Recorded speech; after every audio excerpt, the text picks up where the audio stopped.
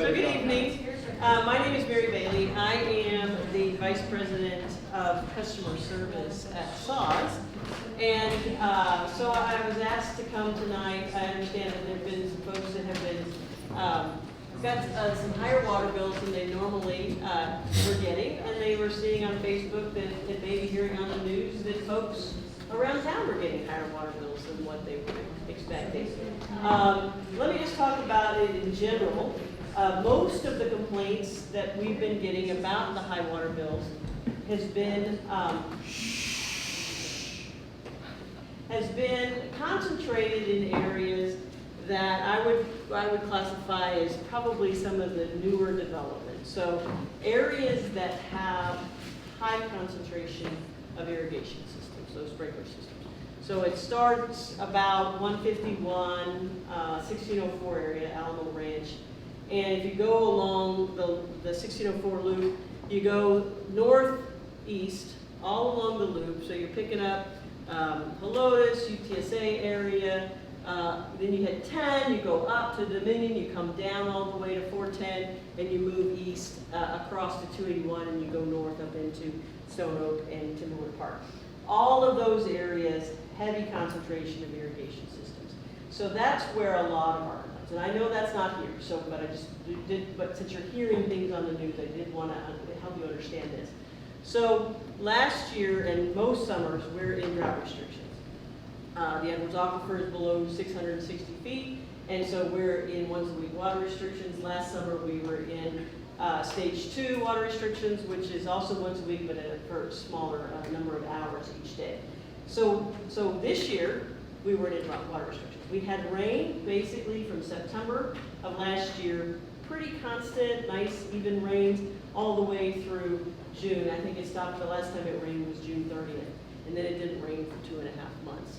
But the aquifer was at 684 at the end of June, and so we were not in water restrictions. People could water to their heart's content, and I live up in Stone Oak, and let me tell you, they were. I mean, we have a hard time keeping water in Stone Oak because people use so much water there. So that's been where our big complaints are. If you see somebody on the news, people are getting, normally, they say they normally get an $80 or $100 water bill, and they were getting $600 or $800 or $900 or $1,300 water bills.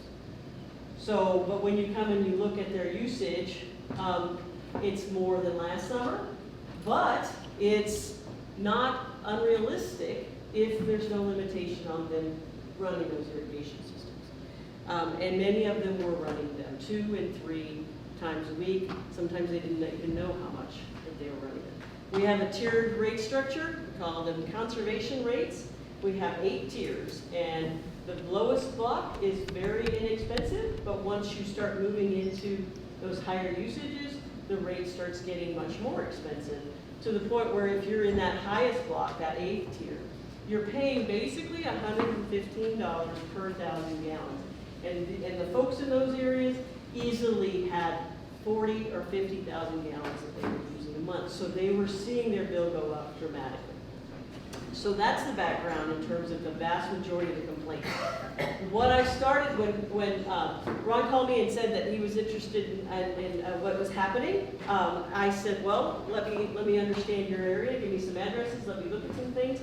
And what I see here is, well, the vast majority of you are not watering your grass. I don't see a lot of green grass in this area. I don't know that there's irrigation systems, but maybe you are using a handheld hose occasionally.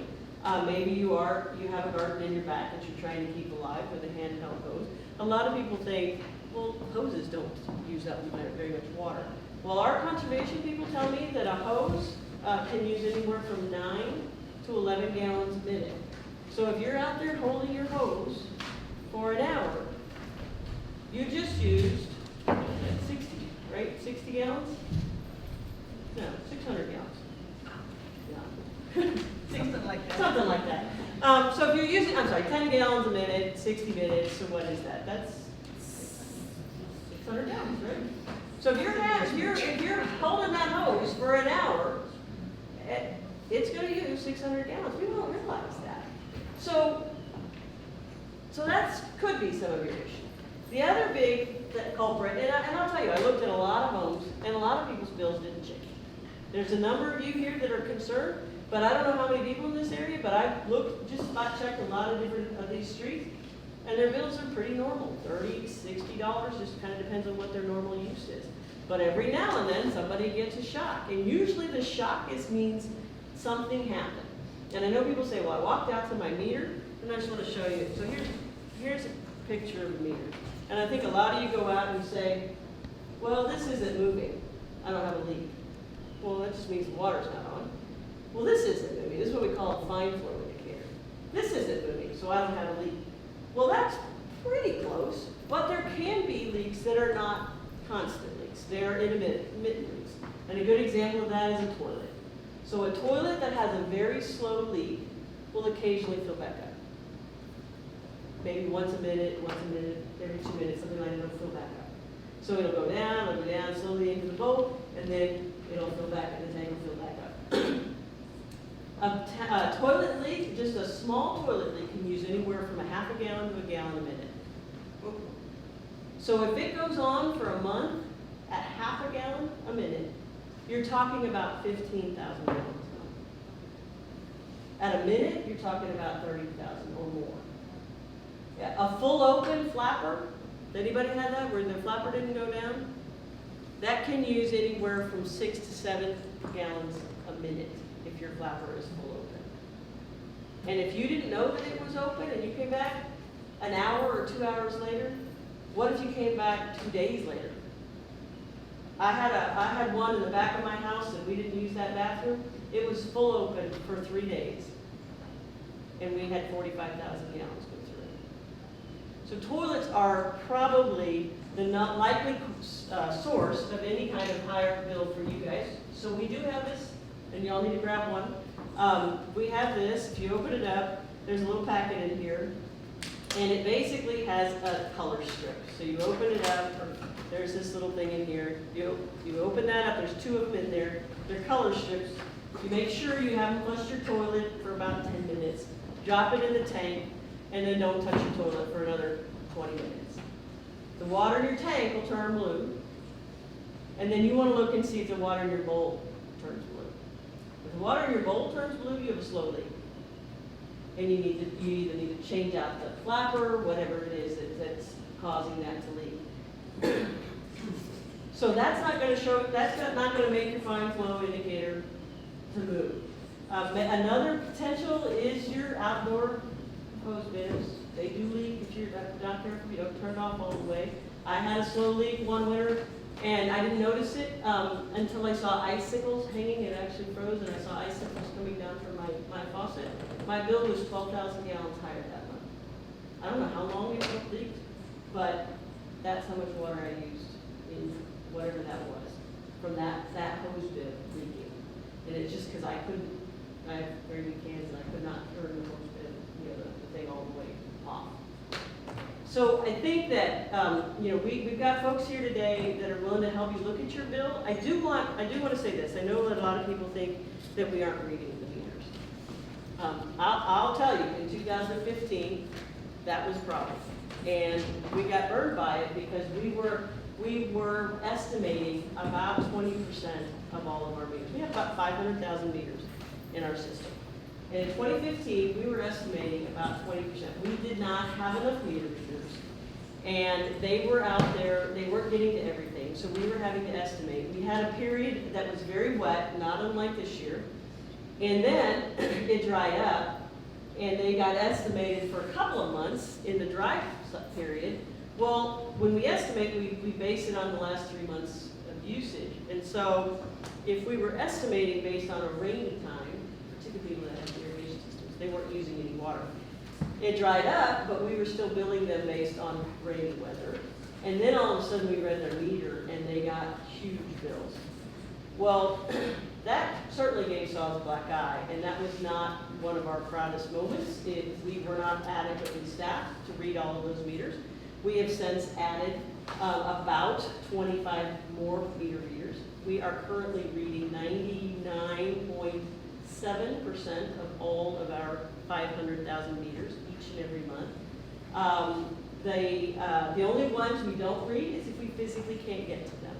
So if your meter is in an alley And that alley is significantly overgrown because we had all that rain in the spring. And so those alleys, the grass in them grew like crazy, and not everybody keeps their alley mowed down. If we can't get to it, then we'll skip it and we'll estimate it until the alley gets cut down. If in some places, somebody may park over their meter and we can't get to it. And if you park over your water meter and it's our time to read it, and we can't read it, we'll estimate it. But if we estimated your meter, if you look at the back of your bill where it shows the meter read, it'll have an E next to it. And you'll know we estimated it. So, and there's another thing we did after 2015. It used to be the meter reader was given the prior read. So they could walk up to your meter. The reason we gave it to them is because we wanted to make sure that they were at the right meter, right? So if they got a read that was significantly different, they'd be like, hey, is this really the right place?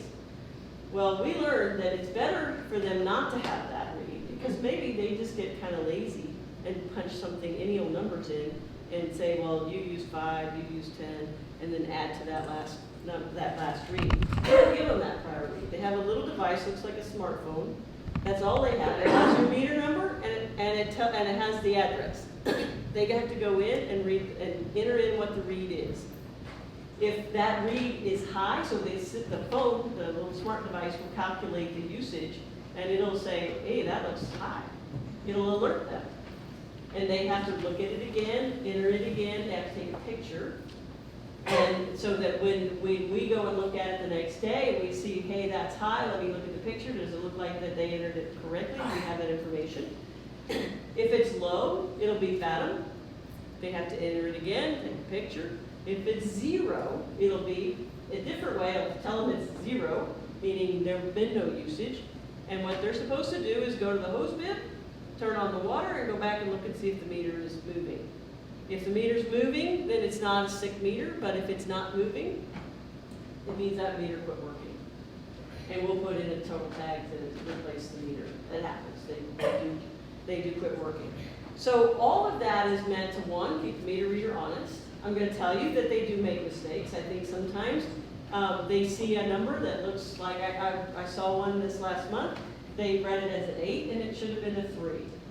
And that customer got billed 50,000 gallons too much because it happened to be in the 10,000 gallon number that they read the 3 as an 8. We fixed it.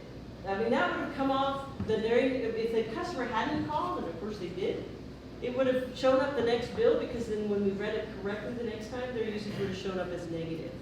Negative tells us we read the meter wrong the previous month. And we go back and we average the usage between the 2 months and we give the customer the credit for the water that we overbilled them at the wrong tier. So we did, from my perspective, I'd rather keep the meter reader honest. We maybe have a few more errors, but our errors are less than 1%. So I'm not saying that they read it perfectly every time. They're reading 400 to 500 meters a day, but they're doing an excellent job. And they can see stuff. People will say, well, my meter's dirty. I don't know how they can see. Well, they do a pretty good job, and they'll move enough dirt off to where they can just see the numbers, and then they'll move on. Next time a car drives by, you roll over it with your lawnmower, all that dirt just kind of gets blown up and settles back down on top of that meter. We had one the other day that the homeowner put duct tape over the top of their meter because they were convinced that we weren't reading their meter. The meter reader took a picture of it, sent it to us, took the duct tape off, read the meter, and moved on down the road. If you don't think your meter reader's reading your meter, put duct tape on it. We'll take it off, and we'll read your meter. So I think that probably the bottom line, and like I said, we're willing to work with you and look at your bill, but the bottom line is something probably happened that you're not sure of. Could have been a toilet, could have been a hose bib that was left dripping. If it corrects itself, particularly if your bill goes down the next month, that's probably what happened with maybe you tightened up your hose bib, so it's not leaking anymore. I'm telling you, the usage that I've seen in this area is nothing that said, people are saying up in that, Stone Oak, how could I use 30,000 gallons more this month? There's no way, where could that have gone? Here I'm seeing, maybe 4,000 or 5,000 gallons more. That sounds like a lot. It translates into a lot in your bill. But that's very easily explained by a toilet or a drippy faucet or anything that you don't necessarily realize.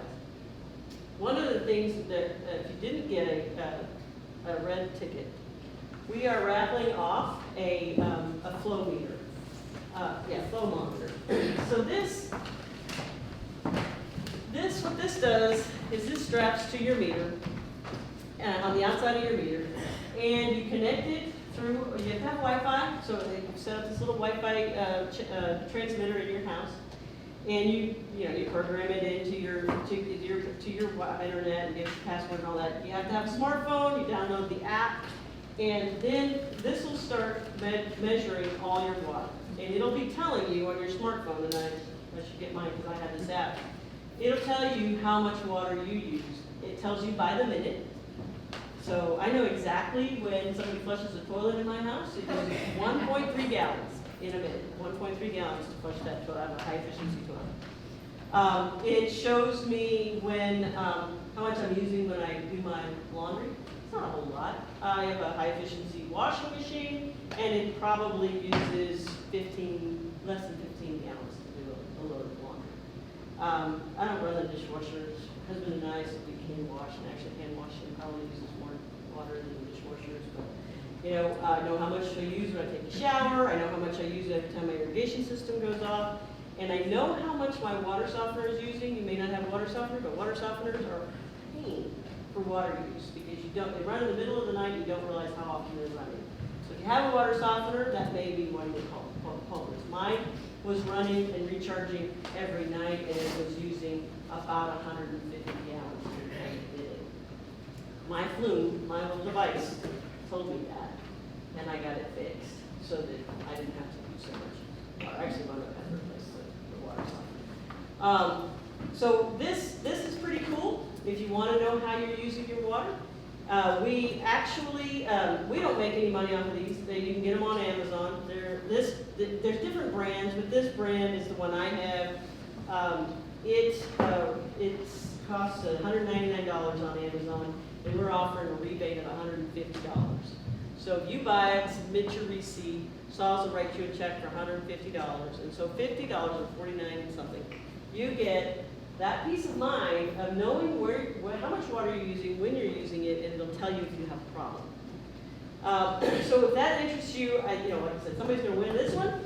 But I think that if you're into that and you really want to watch it, then I think that's a good tool to have. The other thing, if that's not it, if that's just not something you're into, you don't want to have another app on your phone. The other thing I would say is please read your meter. Read your meter often if you can, at least once a week, and maybe more often. And so, when you do, you all pretty much all would have cubic feet meters. We register in cubic feet. 1 cubic feet is 7.48 gallons. So one time around is 7.48 gallons. These two digits on the end, those are cubic feet. We ignore them when we read your meter. We read from here back, so we read in 100 cubic feet, which means your bill is going to be in increments of 748 gallons every month. So I have people tell me all the time, you're not reading my meter, because I got exactly the same bill for 3 months in a row. There's no way I used exactly the same amount of water for 3 months in a row. And that amount of water might have been 5,985 gallons. That seems very specific. But it's just increments of 748 gallons. And so you could be using close to around the same amount. Of course, you can use exactly 5,985 gallons each month, but we read in increments of 100 cubic feet, so you're going to get billed in increments of 100 cubic feet, which is increments of 748 gallons. So if you want to figure out how much you're using, you can read all 5, and then the next time you read it, all 5 again, and subtract and multiply by 7.48, and that'll tell you how many gallons.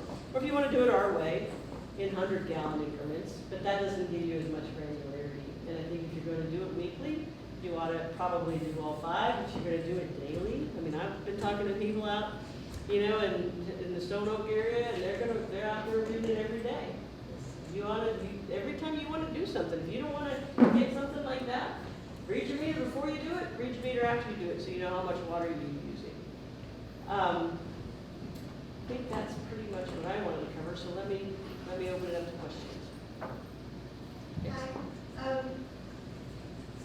This isn't necessarily something that I think is happening long Facebook thread that brought me here, some people were saying that, oh, like, well, we got a sinkhole in our neighborhood recently, we're getting billed for that. And I'm like, I don't think that's how that works, but maybe you could speak to that, So if we had a leak that we had to repair in the SAWS main, so out in the street, right, and if that's a sinkhole, yeah. So the water has to go through your meter for us to register. I think they were more talking about sort of repairs of like outside of the meter, not the water usage, but there was a concept that like because we have. So our water rates, we've had rate increases pretty much every year for the last 10 years.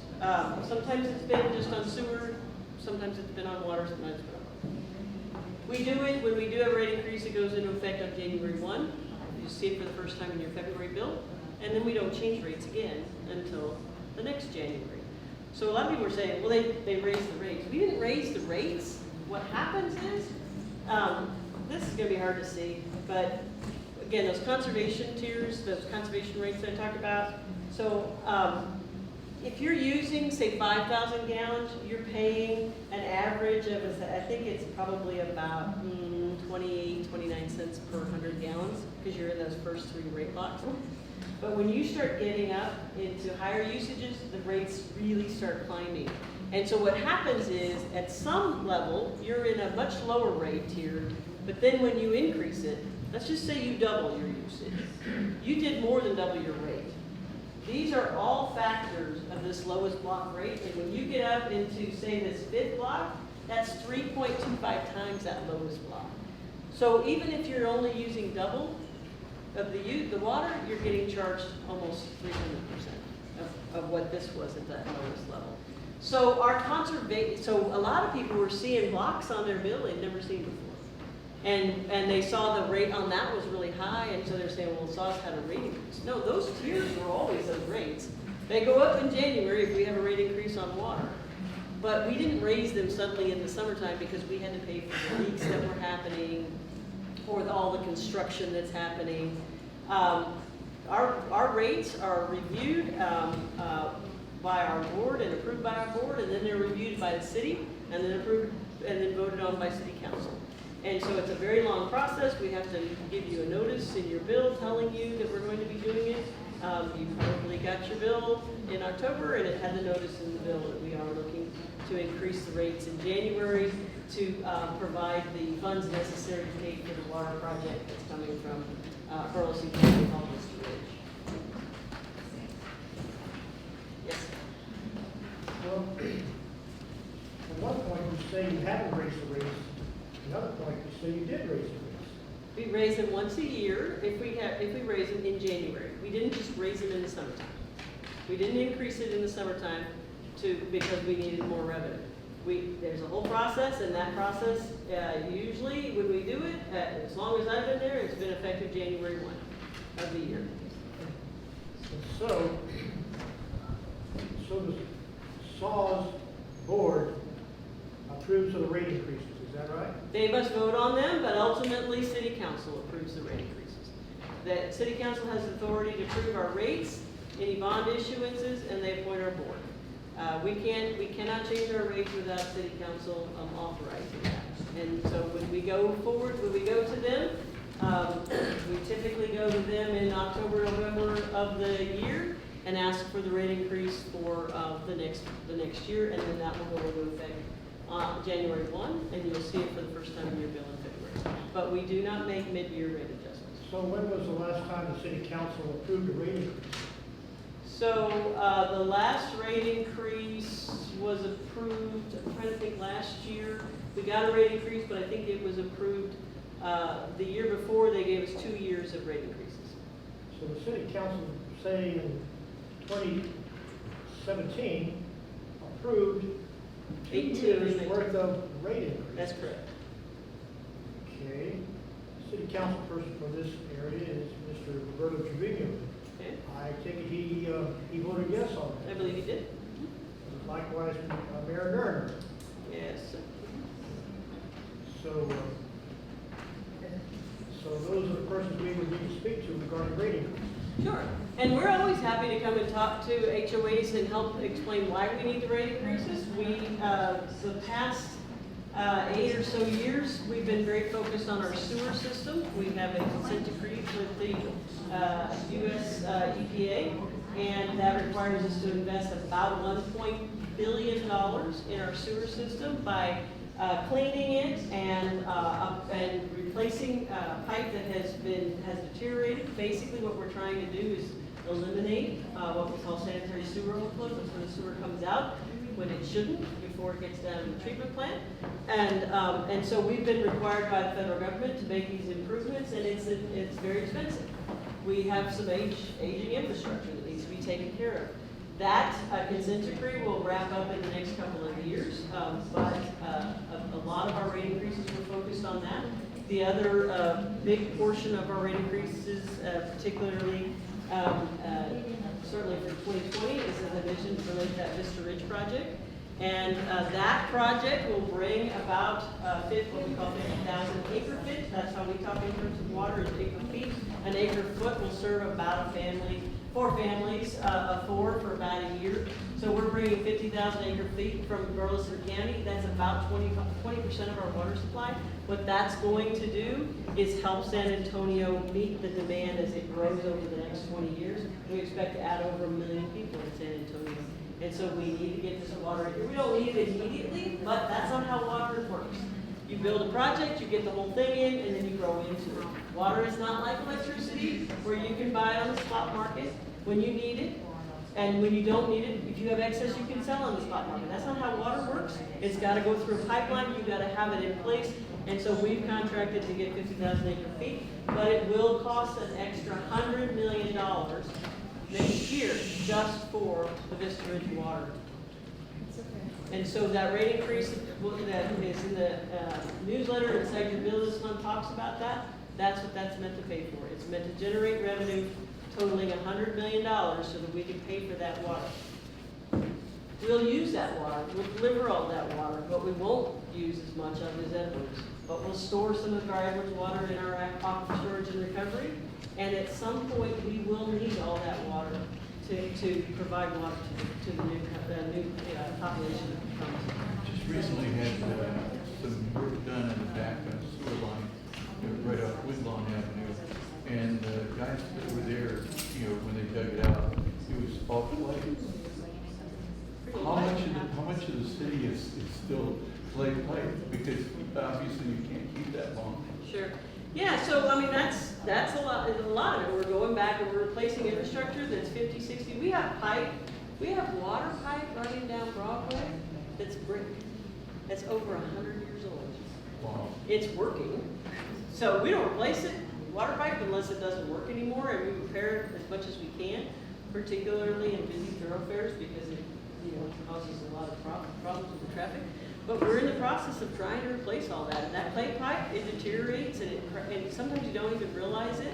And it's just sewage that's kind of running through that doesn't have a top on the pipe. So we had to inspect all of our mains. That was one of the things that EPA required us to do. So we ran cameras down every single pipe, I think 8 inches and larger, to inspect the condition of that pipe. We rated that and then set it up for replacement based accordingly. So right now we're addressing obviously the worst condition pipe, but it'll take a while. Some of you can imagine, particularly in this area in Woodlawn, how old are some of the houses and buildings?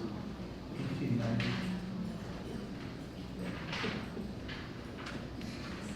Any more questions? Anybody else? I'll get you. Just Yeah, let me ask you. My business, every month, 135. The past month, 349. I last day open the I check out, it's okay, it's fine. All the machines work. But why is it coming out? Sure. So again, I don't know specifically, so we need to kind of try to understand, this was your last month bill, and then have you gotten a bill since then? Was it back to normal? Yeah, this month is normal. September is too high. Yeah, so we can look at it. It's possible that we made an error the prior month, but all that does is shift some of that usage to your August bill. So that's gonna make that one look high. So something happened, I don't know what it is, but one, our meters do not over-register. They under-register. The older they get, they under-register. So if we replace your meter, if you have a new meter, your registration is gonna go up. Because if you had an old meter, it probably was under-registered. In fact, over time, they'll get slower and slower, and eventually they'll just stop registering. And sometimes it takes us a little while to really understand that it's broken and then we'll replace it. But we need to look at yours, and I think some of us, have you talked with them back there yet? They can help you look at your account. We can go out there and do a check to see. I know you said it doesn't, there's no leak. I don't know what could have caused it. I don't know if you've heard some of the conversations I talked about, a toilet that the flapper was open, or a hose bib that wasn't completely turned off. Everything is in check out. We have the test and the. So, but we do read the meter, so that's why I'm saying I don't know what caused your, a lot of people say that, there's no way, you need to tell me how I used the water, and all I can say is, I don't know how you use the water. All I know is I read your meter. I read your meter the month before, and I read your meter the month afterwards, and maybe we made a mistake the month before, but that just means that if we underestimated it that month, not estimated, but we underread it, so it underbilled you, then you gotta catch up in the bill that you got high, but we can move some of that back to that previous month, but it's still water that was used. It might pull you down out of some of those high tiers, but it was still water that was used. Meters don't over-register, they only under-register over time. We test them, we can come out and do a field meter test if you're not sure, where our guys will come out and put a meter on your hose bib, see how much water is, let it go around one revolution, look and see if your meter and your ground went around one revolution. So we can test it from that perspective, that's what we call a field test. We can do bench tests, which we take it off, we take it over into our testing facility and do much more thorough testing. But that, if our testing says it's accurate, and you asked us to do that, then we will charge you for that bench test if the meter was accurate. If it wasn't accurate, we're not gonna charge you, and we're gonna fix your bill. But we always pull them off when they're accurate. They never over-register. I've never seen a meter over-register. Yes? So far, you've mentioned the fraud from your meters that you admit to. You've mentioned the fact that the controversial water resources such as Vista Ridge that many people actually rose up and the first time ever said they did not want a certain water resource. And you've also mentioned that, as I recall, 15, 20 years ago, SAWS came before the then city council and said, we need this water rate increase for this time in order to do long-term repairs for our sewer system, which is aging and needs replacement. It's the same argument that SAWS is used continually. Now, to me, all this sounds like is a reflection of mismanagement with SAWS, and consequently, the ball guy has been the rate maker. Well, I will respectfully disagree.